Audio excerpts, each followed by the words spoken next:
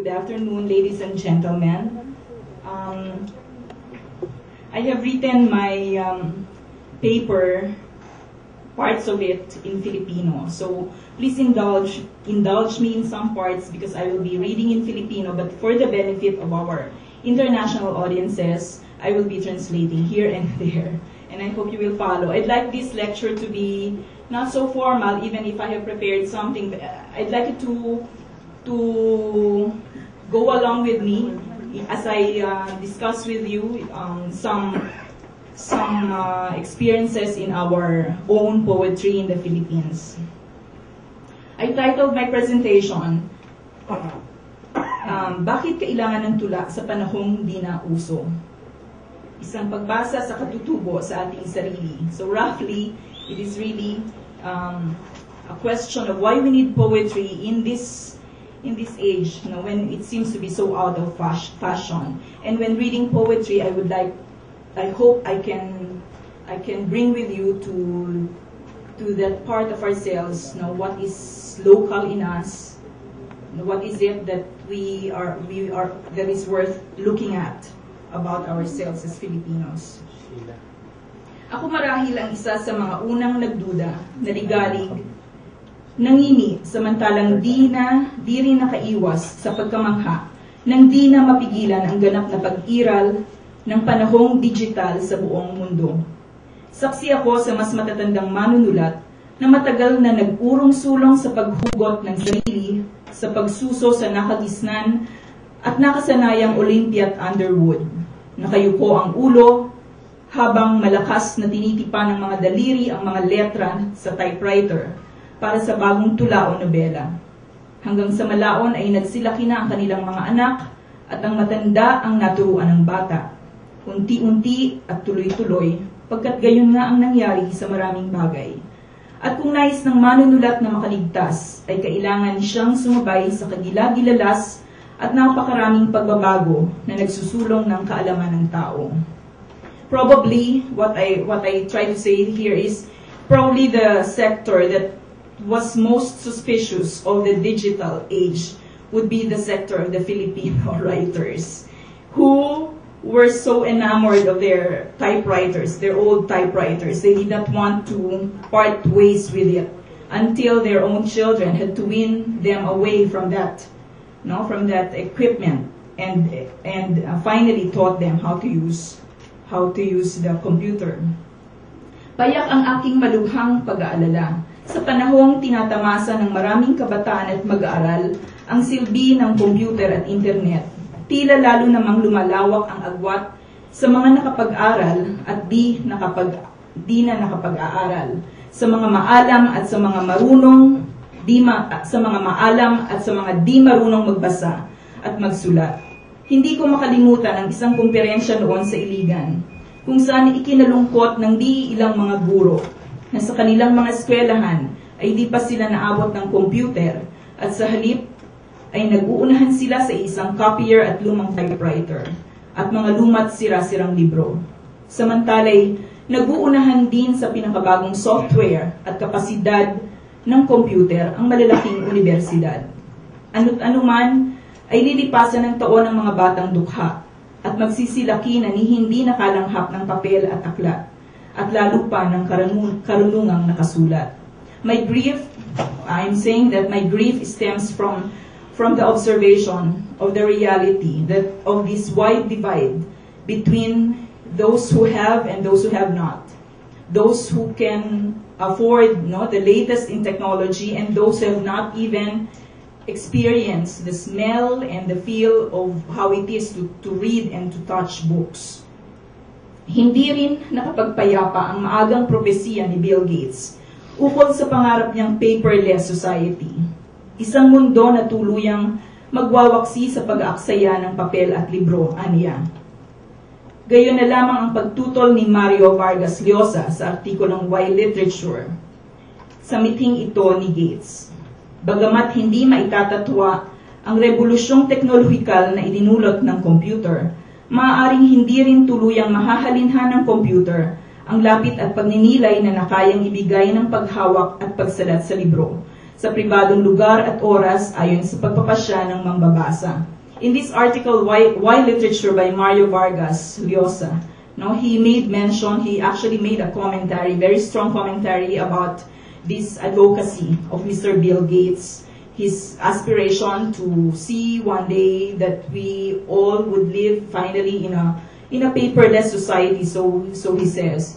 And this got a strong objection on the part of Mario Vargas Llosa, recently proclaimed as a Nobel Prize laureate. Now, what did he mention in his paper? At least parts of it that you will see. These would be my objectives, actually, no. But in any case, it's all right. Let's go to the next slide. Next, here. So, Mario Vargas Llosa said, I am convinced that a society without literature, or a society in which literature has been relegated, like some hidden vice, to the margins of social and personal life, and transformed into something like a sectarian cult, is a society condemned to become spiritually barbaric, and even to jeopardize its freedom. Underscore, spiritually barbaric and jeopardize its freedom, or freedom, no? So this writer recognizes the importance, you know, the value, the premium that we must put to literature and reading literature, because he observed that literature is turned only into a pastime for some or by some people, and to take literature not seriously, but only as a means of leisure, is to him something objectionable. So he made mention of 3 things that I'd like to focus on, or at least I'd like to share with you. The first is the experience of that literature needs, the experience that literature needs to be socially shared. No, the experience of literature is that the experience that we find in literature is something that must be socially shared. That's one point that he made. And he also raised the point that a community that does not promote literature is limited not only in terms of self-expression, but also in terms of imagination. And third, he asserts that literature is radical because it saves us from self-indulgence, no, or self-satisfaction. He says, no, without literature, we will probably be just lazing around. But literature challenges us to ask questions and to forget ourselves once in a while and to look at the world outside.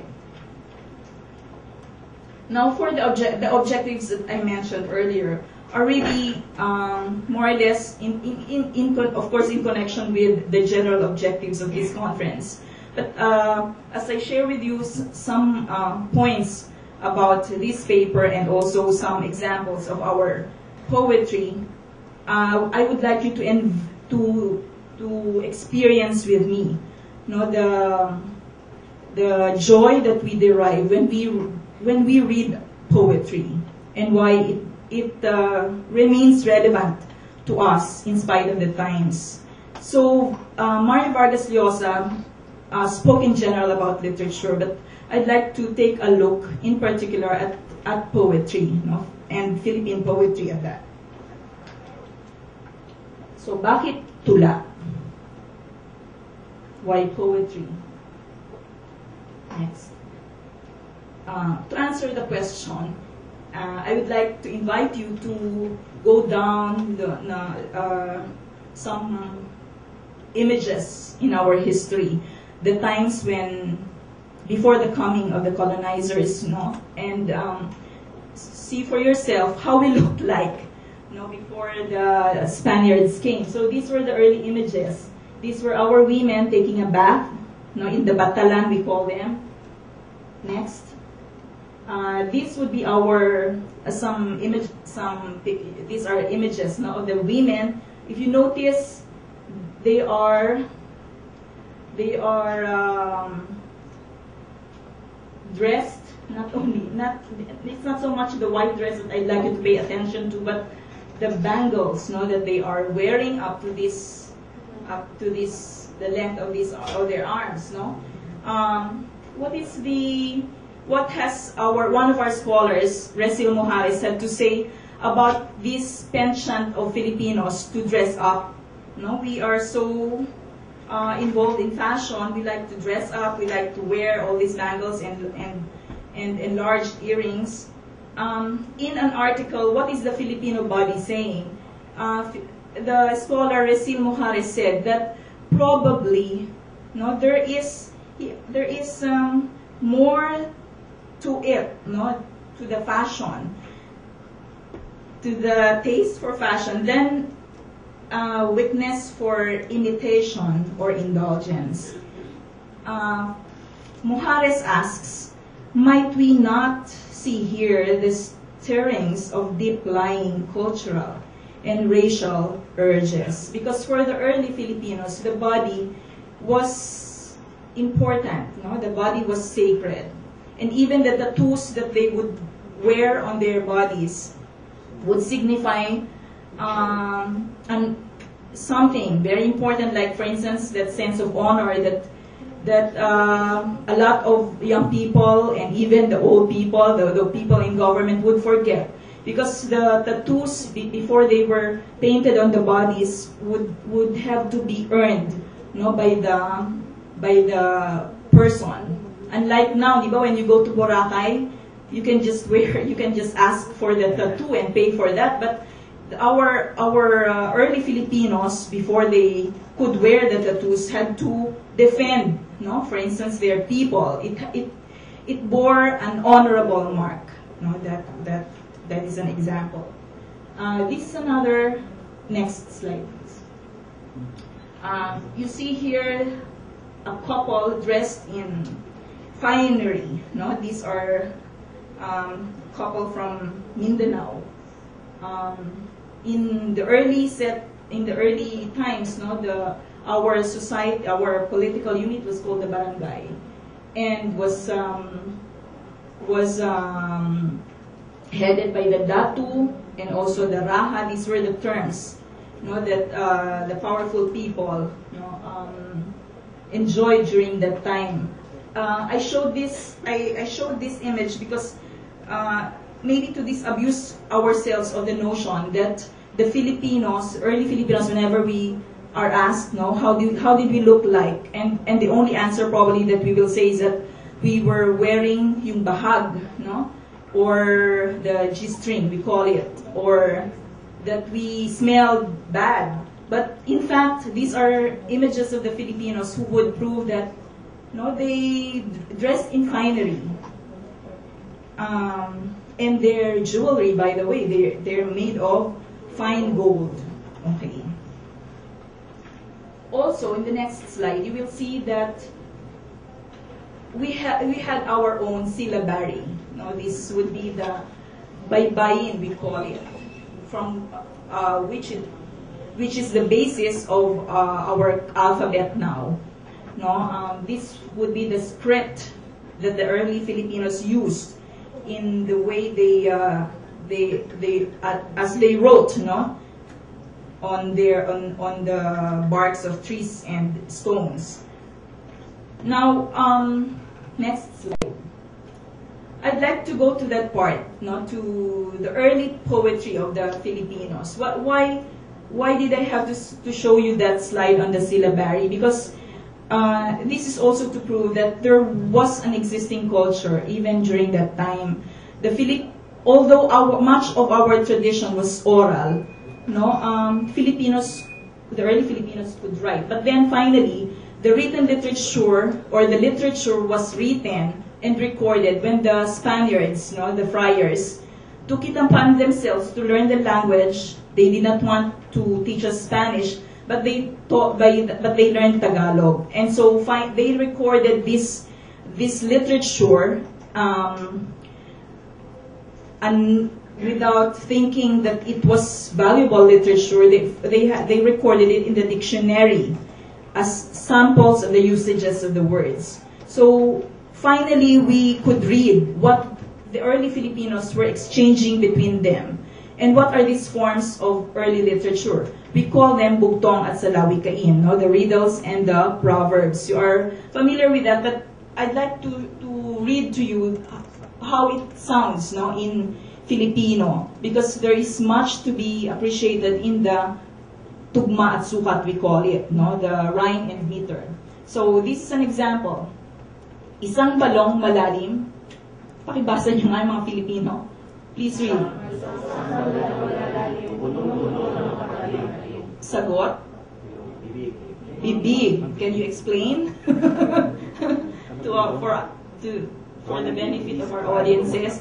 So it's making use of images that are found in nature. And what are these images? Yung balon is a deep well and patalim, no, knives.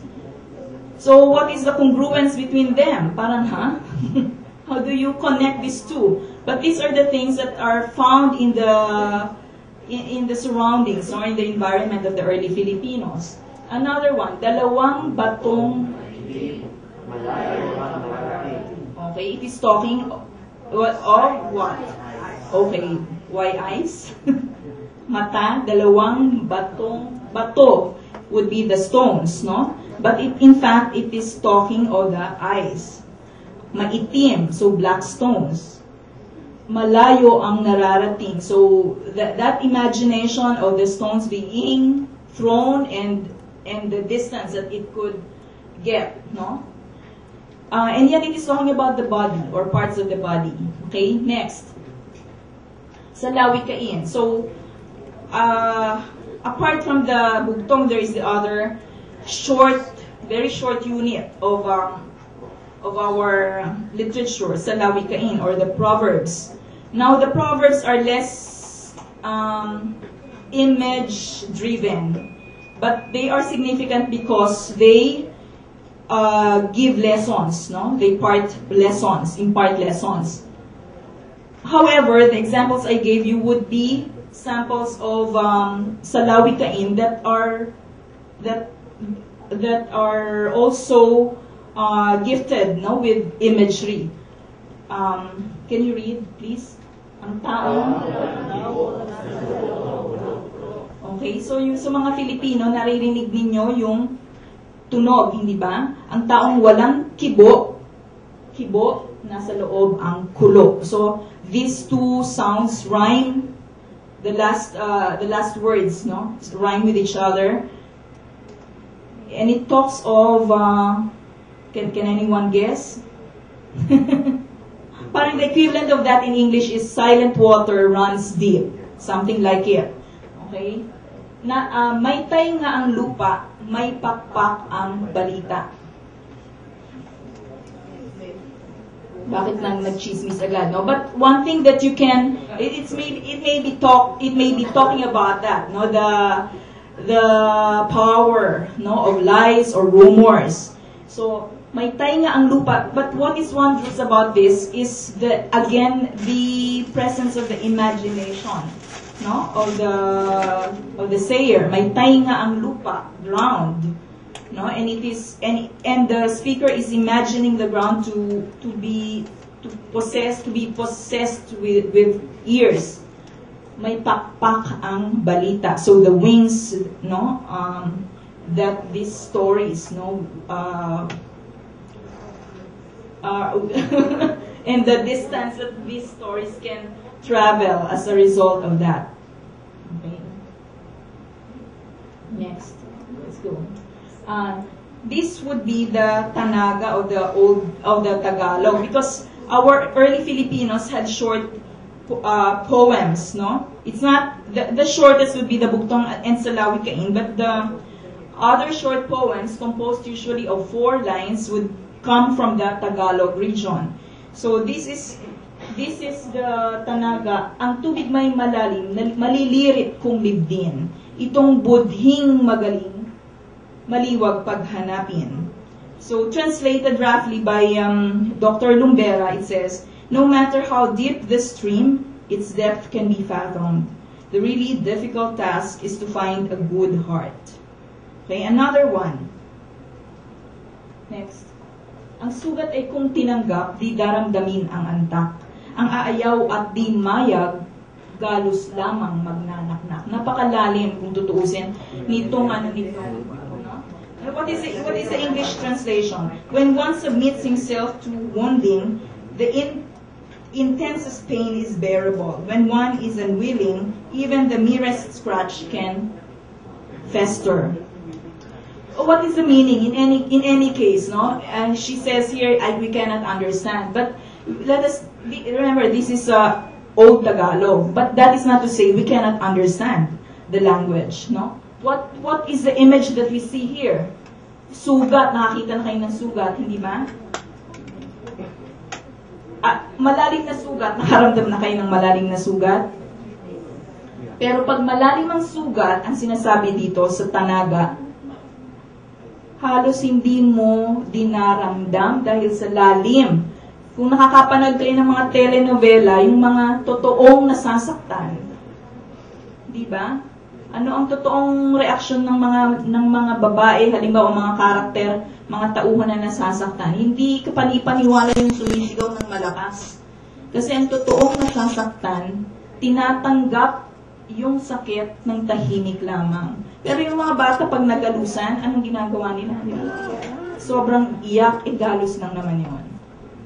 Di ba? So these are observations of the Filipinos about themselves and around them.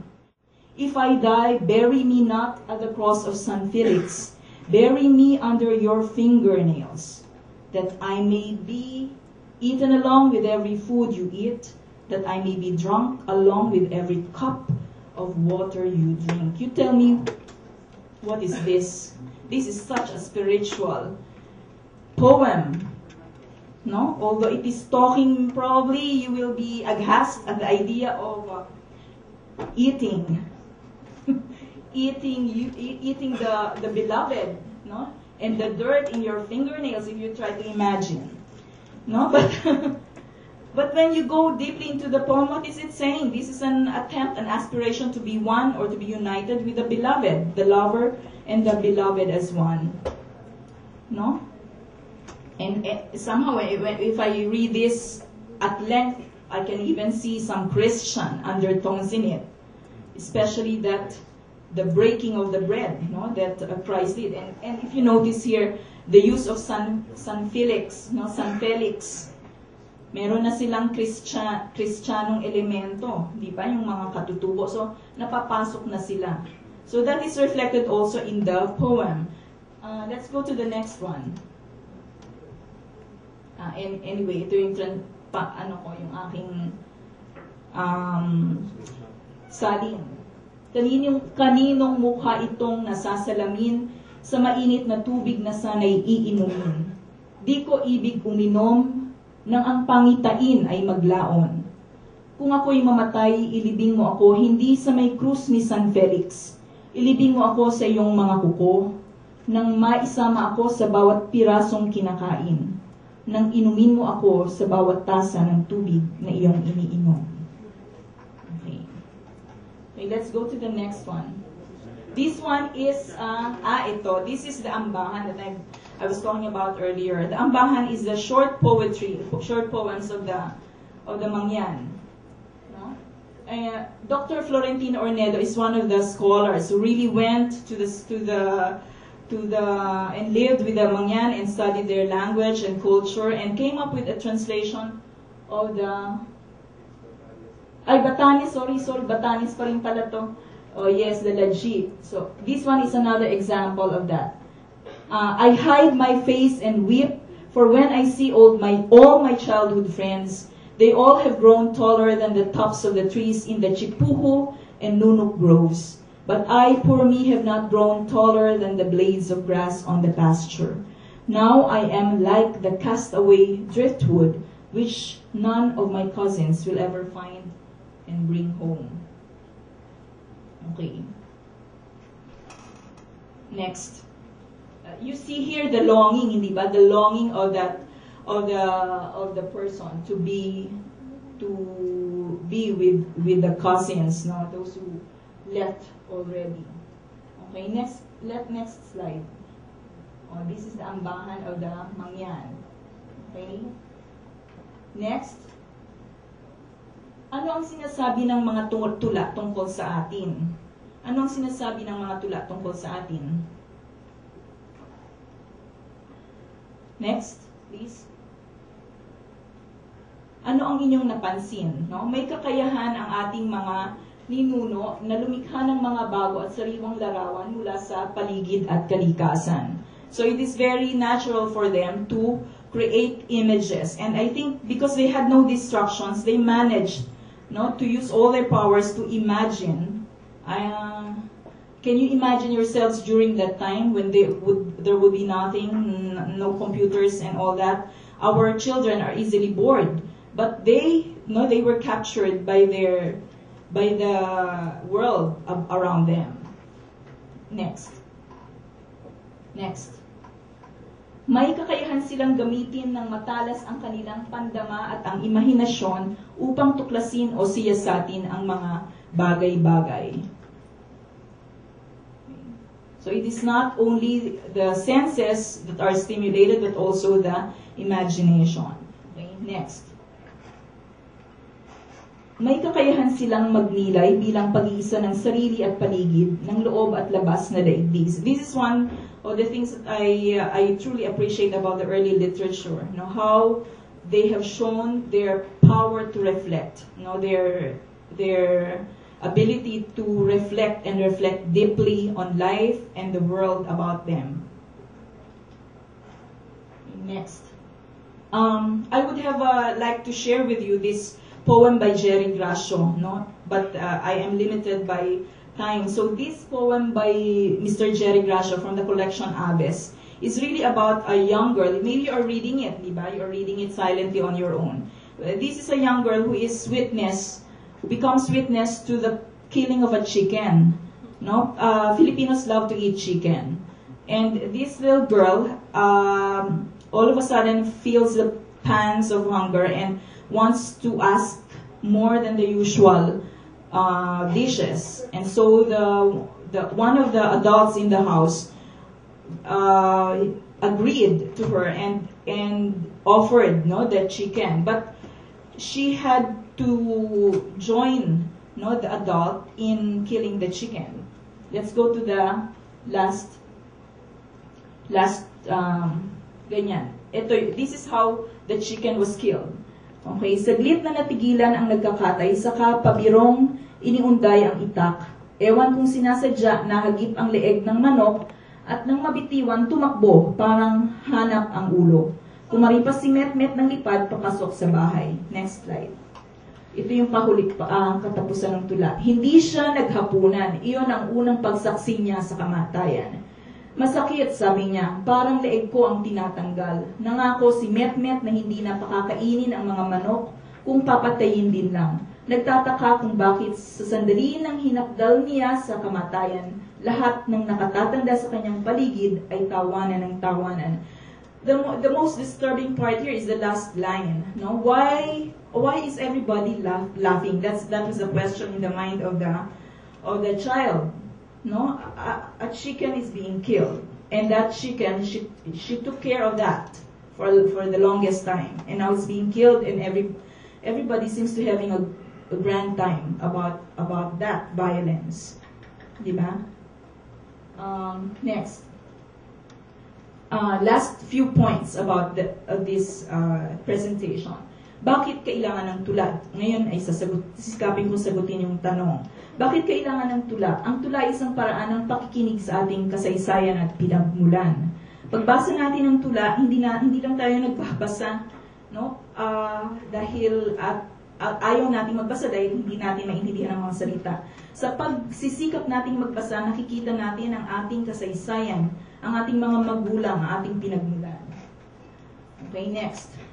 Ang tula ay nagsisilbi bilang isang pagninilay o pang-uusig. No? Poetry as either reflection or a social act.